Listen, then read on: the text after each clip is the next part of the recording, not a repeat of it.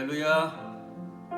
지금부터는 7월 12일 주일 예배 설교 말씀을 선포하겠습니다. 찬송가 191장 1절만 같이 부르십시다. 내가 매일 기쁘게 순례의 길 행함은 주의 팔이 나를 안보함이요. 내가 주의 큰 복을 받는 참된 비결은 주의 영이 함께함이라. 성령이 계시네. 할렐루야 함께하시네.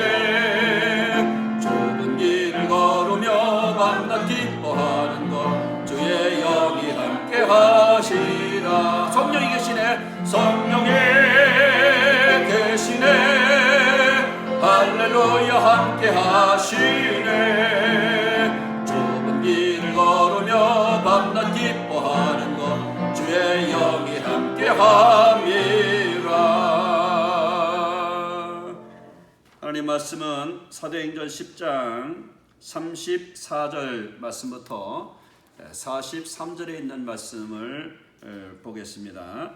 34절 베드로가 입을 열어 말하되 내가 참으로 하나님은 사람의 외모를 보지 아니하시고 각 나라 중 하나님을 경외하며 의를 행하는 사람은 다 받으시는 줄 깨달았도다. 만유의 주 되신 예수 그리스도로 말미암아 화평의 복음을 전하사 이스라엘 자손들에게 보내신 말씀 곧 요한이 그 침례를 반포한 후에 갈릴리에서 시작하여 온 유대에 두루 전파된 그것을 너희도 알거니와 하나님이 나사렛 예수에게 성령과 능력을 기름 붓듯 하셨음에 그가 두루 다니시며 선한 일을 행하시고 마귀에게 눌린 모든 사람을 고치셨으니 이는 하나님이 함께 하셨습니다.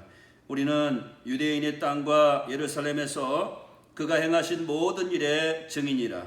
그를 그들이 나무에 달아 죽였으나 하나님이 사흘 만에 다시 살리사 나타내시되 모든 백성에게 하신 것이 아니요 오직 미리 택하신 증인 곧 죽은 자 가운데서 부활하신 후 그를 모시고 음식을 먹은 우리에게 하신 것이라. 우리에게 명하사 백성에게 전도하되 하나님이 살아있는 자와 죽은 자의 재판장으로 정하신 자가 곧 이 사람인 것을 증언하게 하셨고 그에 대하여 모든 선지자도 증언하되 그를 믿는 사람들이 다 그의 이름을 힘입어 죄 사함을 받는다 하였느니라. 그를 믿는 사람들이 다 그의 이름을 힘입어 죄 사함을 받는다 하였느니라. 아멘. 오늘은 고넬료에게 전한 복음이라는 제목으로 말씀을 상고하려고 합니다. 먼저는 고넬료가 어떤 사람인지, 두 번째로 고넬료에게 이 베드로는 어떤 복음을 전했는지, 마지막으로는 왜 하나님은 고넬료에게 베드로를 보내셔서 복음을 전하게 하셨는지에 대해서 말씀을 나누며 은혜를 받으려고 합니다. 오늘 본문은 사도행전 10장 1절부터 시작이 됩니다. 이 고넬료는 로마의 그 백부장입니다. 고넬료라는 말은 뿔이라는 뜻이 있는데 그런 100명의 군사를 거느린 그런 그 장교인데 그는 그 가이사라라고 하는 지중해 해변 도시에서 있는 요빠 북쪽의 한 50km 지점에 로마의 그 행정상 유대의 수도가 되는 곳입니다. 로마 총독의 주둔지로서 이곳에서 유사시에 귀한 일을 감당하려고 그곳에서 이렇게 유대 장교로서 이렇게 일을 감당하던 사람입니다. 그런데 오늘 이제 사도행전 10장 보면은 그가 경건하여 그랬습니다. 이 경건한 이유가 뭐냐면은 하나님을 믿었다는 것이죠. 그 다음에 백성을 많이 구제하고 하나님께 많이 이제 기도했다 이렇게 말씀하고 있는 것입니다. 이렇게 그는 이방 장교로서 사실 유대에 와서 피지배 민족을 다스리는데 사실은 피지배 민족이 믿는 여호와 하나님을 그가 믿는다는 것은 참 특별한 일이 아닌가 생각이 됩니다. 그리고 유대교의 종교 즉 하나님을 여호와를 믿는데 그 여호와를 믿는 데 가운데서 이렇게 그 백성들을 구제하고 또 그 백성들이 그 행하는 영적 습관대로 꾸준히 정규적으로 기도를 했다는 것을 발견하게 됩니다. 그런데 어느 날 이제 기도하는데 환상 가운데 하나님의 사자가 그를 방문하는 것을 발견하게 됩니다.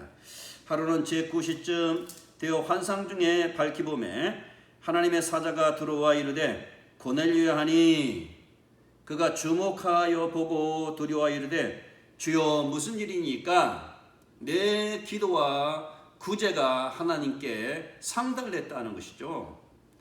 참 여러분 우리가 이렇게 성경을 읽다가 깜짝 놀라는 것들이 가끔 나오는데 하나님은 살아계시다는 거죠. 하나님은 존재하신다는 거죠. 그리고 하나님의 사자가 이 기도하는 가운데 나타나서 내 기도 그 다음 네가 이 백성들에게 이 피지배 민족을 무시하지 않고 그들을 위해서 어려운 자들을 돕는 일을 하고 또한 그들 가운데서 진짜 하나님 여호와를 유대 민족을 통해서 네가 발견했다는 것이죠.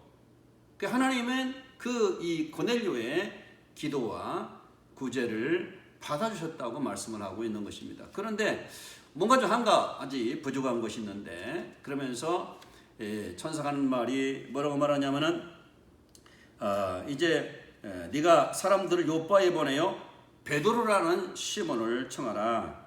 그는 무두장이 시몬의 집에 유숙하니 그 집은 해변에 있다 하더라. 여러분 참 놀랍죠. 그 이 가이사라하고 요바는 있잖아 한 50km 지점이거든요. 그런데 요바의 무두장이 시몬의 집에 베드로라는 사람이 있는데 그 사람을 초청하라는 거 아니겠습니까? 이게 참 놀라운 일이에요. 어떻게 이런 일이 가능하죠? 근데 환상 중에 하나님의 사자가 나타나서 자기의 말한 것이 너무나도 구체적이고 인격적으로 자기에게 말하기 때문에 그는 곧바로 이제 천사가 떠난 다음에 고넬료가 집안 하인 둘과 부하 가운데서 경건한 사람 하나를 이제 불러서 이 일을 다 이루고 요바로 보내게 됩니다. 요바에 이들이 도착했을 때에는 베드로가 마침 베드로도 기도하는 시간에 이 요바에 이 고넬료가 보낸 사람들이 도착을 합니다. 이튿날 그들이 길을 가다가 그 성에 가까이 갔을 때 베드로가 기도하려고 지붕에 올라가니 그 시각은 제6시 오늘 시간으로 말하면 12시. 유대인들은 기도할 때 한 3번씩 기도하는 하루에 오전 9시, 12시, 오후 3시. 그러니까 고넬료가 기도한 것은 오후 3시, 베드로가 기도하는 시간은 바로 12시. 그렇게 해서 그가 시장하여 먹고자 하매 그랬습니다. 근데 유대인들은 그 당시에 식사를 이렇게 하루에 2번씩 했다고 하네요. 오늘 우리 식사를 3번 하는데, 근데 그때에 그 오전 10시, 되게 오후 6시 이렇게 식사를 하는데 아직 식사 전이었던가 봅니다. 그가 시장하여서 먹고자 하매 사람들이 준비할 때 이 베드로도 황홀한 중에 환상을 봅니다.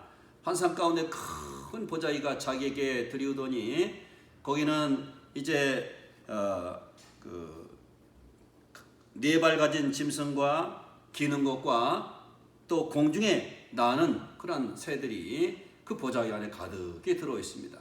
또 소리 있어 말하되 베드로야 그것을 잡아먹으라. 그때에 주여 내가 이 부정하고 속된 것은 전혀 내가 먹은 일이 없습니다.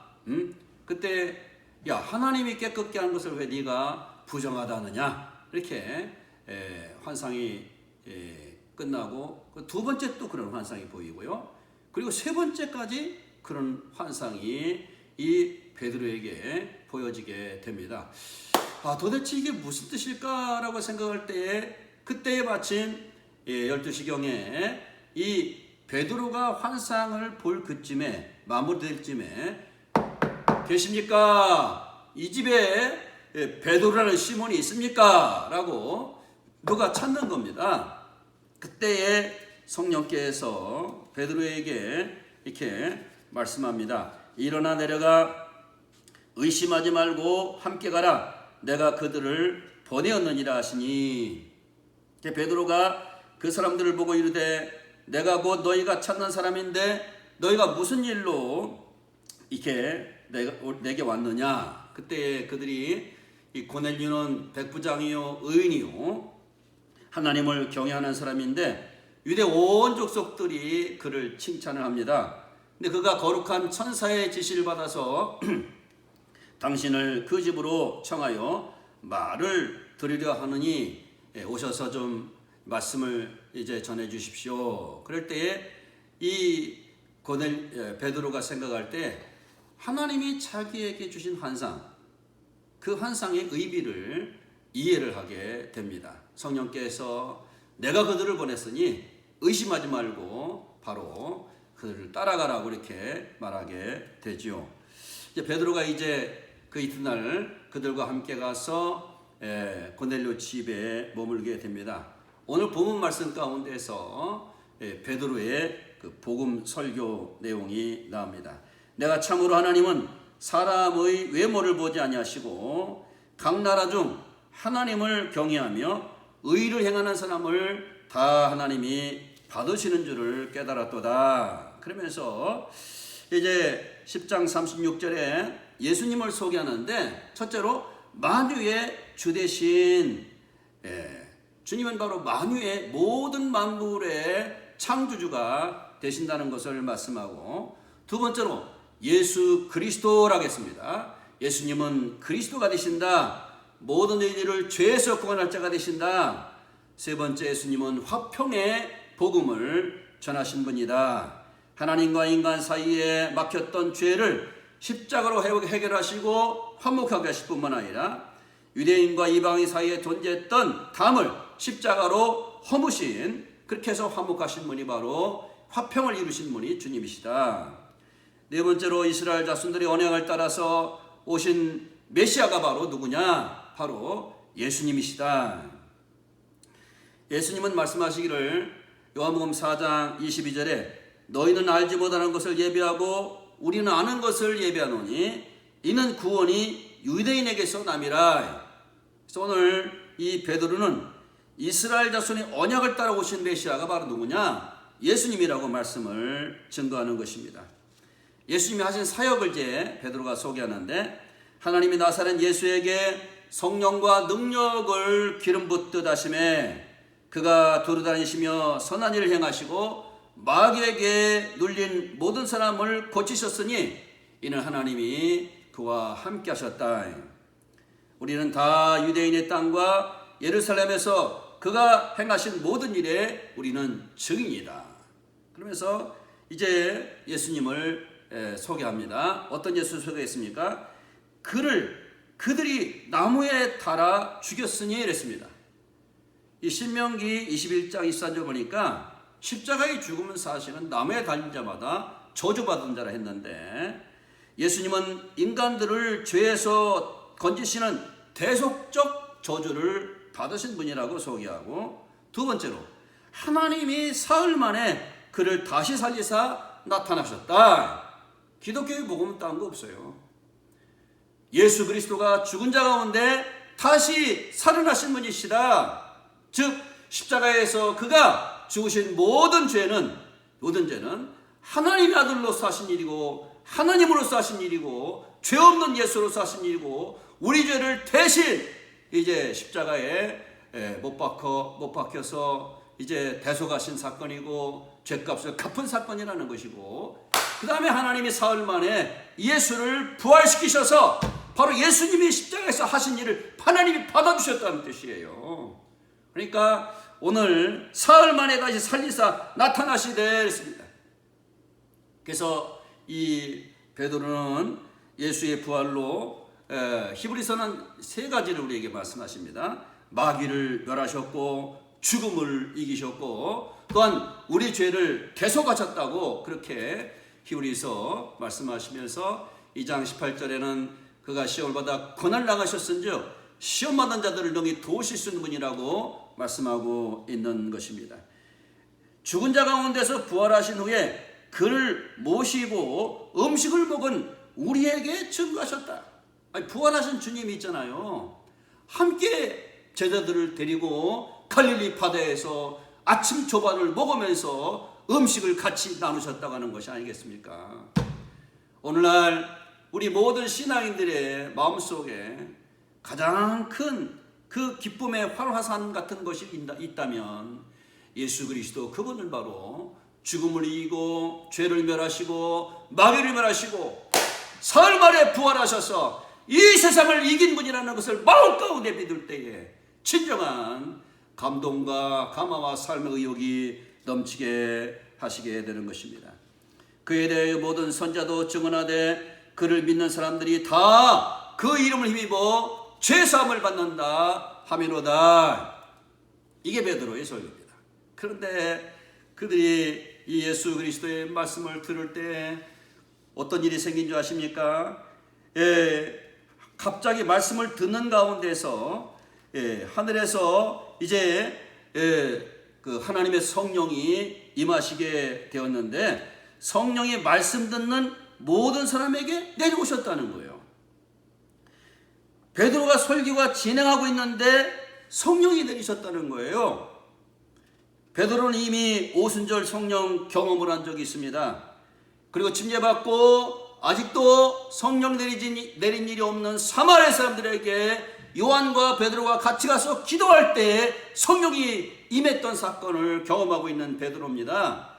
그런데 고넬료 집에서 성령은 아직도 침례나 할례를 받지 않은데도 이방인들이 말씀을 듣는 가운데 성령이 그들에게 임하시게 됐다고 하는 것입니다. 베드로와 함께 온 할례 받은 신자 6명도 이방인들에게 성령 부어주심으로 말미암아 놀랬다 했습니다. 부어주심으로 이 말은 완료 시제인데 놀란 것보다 성령 강림이 먼저 이루어졌다는 뜻입니다. 이 말은 그들은 성령 강림했을 때는 느끼지 못하다가 성령 강림하신 후에 성령 강림을 느꼈다는 말입니다. 성령이 강림한 순간에는 아무런 소리도 표적도 없이 임했는데 성령 받은 사람들이 예언을 말하고 방언을 말하니까 어허 그러면서 하나님을 높이는 외적인 표시를 보고 아니 그러면서 오순절날 성령 강림은 모든 사람들이 볼 수 있게 임했는데 고넬료 집에 임하신 성령은 알 수 없게 임해서 말씀을 듣는 가운데 조용히 임하여서 이제 보이지 않게 임하시면서 이제 조용히 하나님 말씀을 듣는 가운데 어느 순간 갑자기 막 방언을 하며 예언하는 그런 일이 생겨나게 됐다 그런 말입니다. 이는 성령께서 이제 고넬료 집에 임하신 성령은 알 수 없게 임하신 성령이신데 성령께서 임하시는 양식이 여러 가지고 당사자가 아닌 제3자의 경우에는 받은 사람들에게 나타나는 표적을 보고 들은 후에야 알 수 있었던 성령이 바로 고넬료 집에 임재하신 성령이십니다. 이는 방언을 말하며 하나님을 높임을 들음이로라. 말하며 높임을 들음이로라. 이것은 바로 현재 분사형입니다. 이는 성령 받은 사람이 방언을 말하고 하나님의 높이는 행위가 얼마 동안 지속되었다는 뜻이 되겠습니다.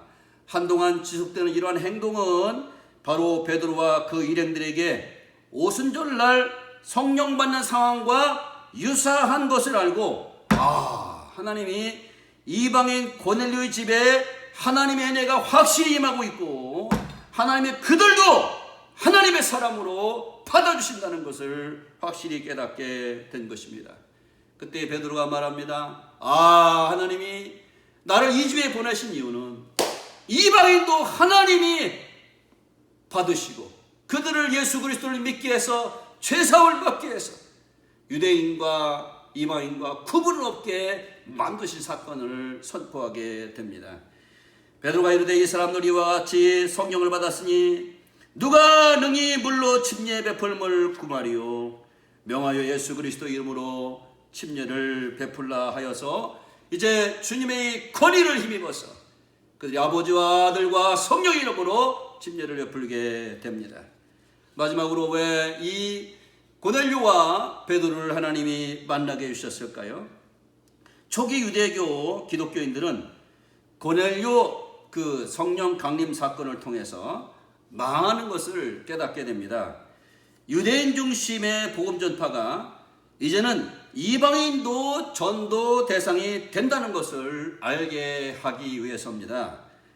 또한 이방인에게서도 성령 강림이 임한 사건은 그들도 구원받는 것이 하나님의 뜻이라는 거예요.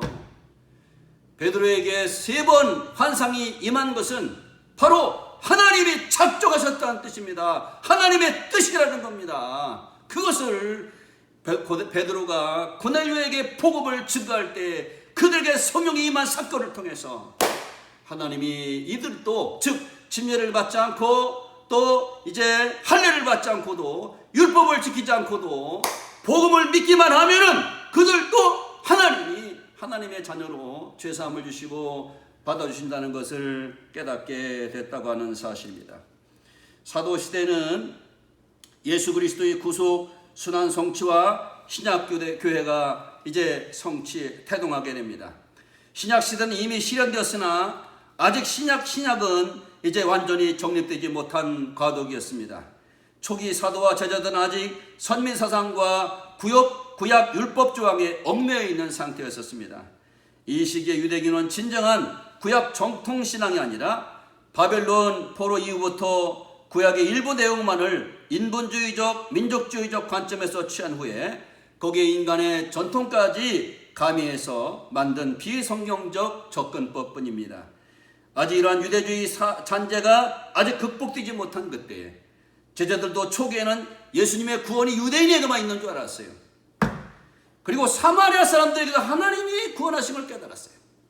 그래도 오늘 고넬료 이 말씀을 증거할 때에 그들에게도 성령을 부어주셔서 하나님이 그들도 받으신다는 걸 깨닫고 바로 이방인도 하나님이 받으셔서 예수를 믿는 사람들 누구든지 죄사함을 주고 하나님의 자녀로 받으신다는 사실을 깊이 깨닫게 된 사건이 됩니다.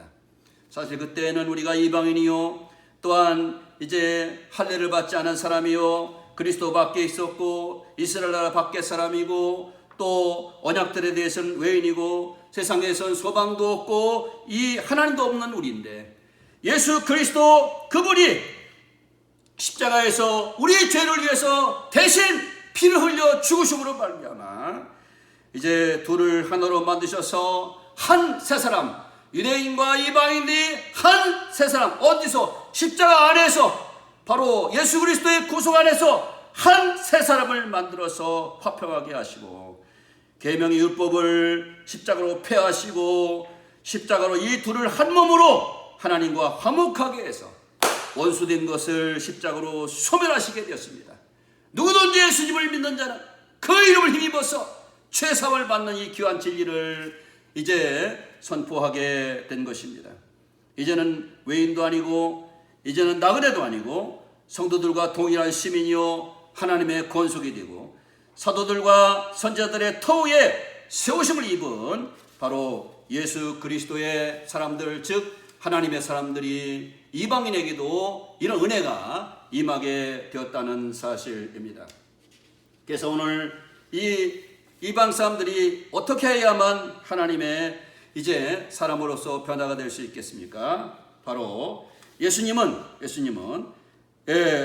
예수 그리스도 안에서 내 죄와 옛사람과 내가 십자가에 죽었다는 것을 꼭 기억하시고 예수님 장사될 때 내 죄도 주님 안에서 장사된 것이고 예수님을 하나님이 무덤에서 일으키실 때에 주 안에서 나도 일어났고 예수님이 승천하셔서 하늘 보좌 우편에 앉아 계실 때 나도 주 안에서 함께 앉은 것이 되었고 긍휼에 풍성하신 하나님이 예수 안에서 나를 이제 구원하시고 또 내가 예수 믿을 때에 성령으로 지배를 부셔서 하나님 나라에 내 영이 이제 이동되게 하시고 그 하나님을 나의 하나님으로, 예수님을 나의 주님으로, 나의 생명으로 모시고 사는 사람들에게 누구든지 죄사함을 주고 하나님의 자녀가 되는 길을 열어주셨습니다. 이제 우리 성도들은 복음 전파에 장벽이 있다면 무너뜨리는 시기가 되었습니다. 내가 진정으로 하나님을 경외하면서 고넬료처럼 하나님의 의를 행하는 그런 일이 있다 하더라도 예수 그리스도가 누구신지 그분을 나의 구주로 영접하지 않으면 안 되기 때문에 그렇게 경건한 고넬료를 예수 믿게 해서 죄사함 받고 구원받게 하실 뿐만 아니라 또 우리나라의 이제 정치와 이념의 장벽이 지금 엄청나게 많이 갈라져 있습니다.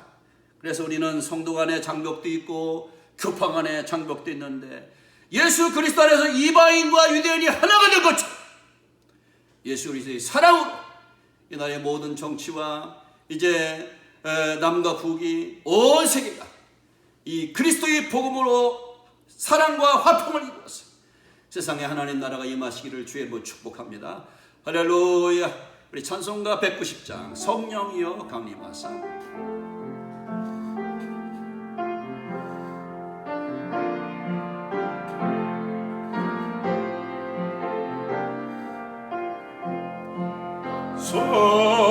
성령이여 강림하사 나를 감화하시고 애통하며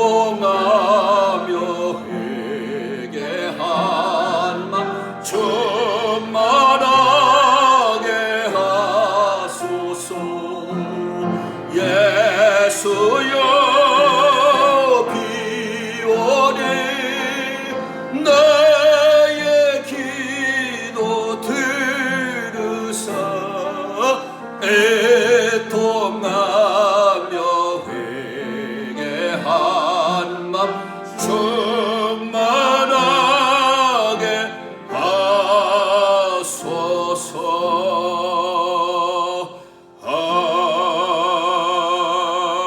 아멘. 기도하시겠습니다. 하나님, 유대인과 이방인의 장벽을 무너뜨리셨습니다. 하나님, 어디든지 누구든지 어디서든지 예수님을 나의 구주로 믿는 자에게 죄사함을 주시고 하나님의 자녀로 만들어 주신 하나님, 이제는 이 나라의 아버지 하나님 정치와 또한 좌와 우와 또한 남과 북이 예수 그리스도 안에서 하나가 되었어 화평의 복으로 말미암아 막힌 담이 허물어지게 하시고 사랑하게 하시고 용납하게 하시고 포용하게 하셨어. 속히 이 땅에 하나님 나라가 임하시는 은혜가 주님의 복음으로 성취되게 하시기를 예수님의 이름으로 간절히 기도하옵나이다. 아멘.